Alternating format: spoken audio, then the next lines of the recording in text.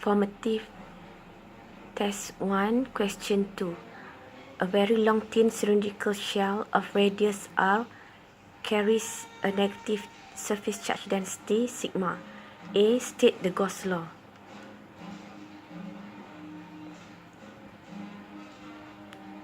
Gauss law states that the electric flux through any closed surface is equal to the total charge inside divided by epsilon naught. Question B. If the radius of the Gaussian cylinder is smaller than r, A less than r, how much charge is contained by the Gaussian surface?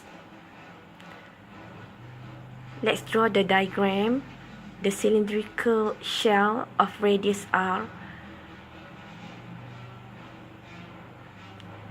The Gaussian cylinder is represented by the dotted line.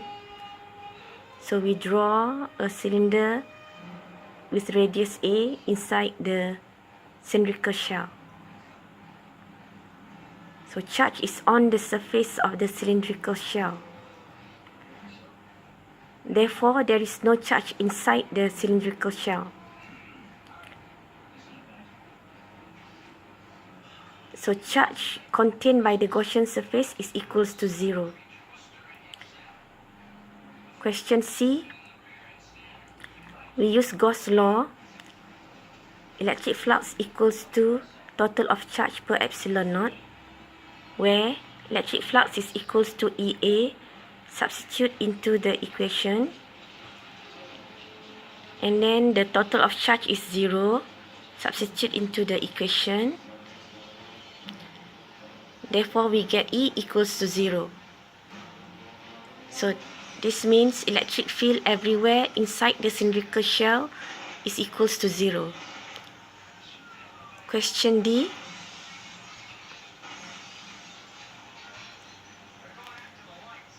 How much charge is contained in the Gaussian cylinder when A bigger than R? So we draw the dotted line is a cylindrical shell represented the Gaussian surface for A bigger than R. So the charge contained in the Gaussian cylinder is equals to the charge on the cylindrical shell. So surface charge density is given as sigma. Charge density is equals to Q per A equals to sigma. Cross multiply, we get Q equals to sigma A.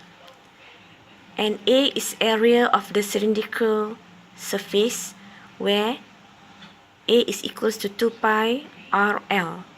Substitute into the Q equals to sigma A, so we get Q equals to sigma 2 pi RL.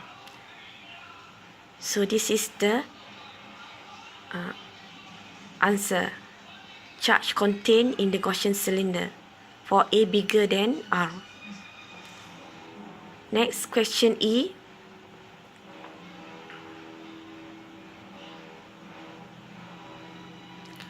Okay, use Gauss law to determine the electric field at A. So the Gauss law, electric flux equals to total of charge per epsilon naught, where electric flux is equals to EA, and the area this time is area of the Gaussian cylinder for A bigger than R. So therefore we use A equals to 2 pi AL.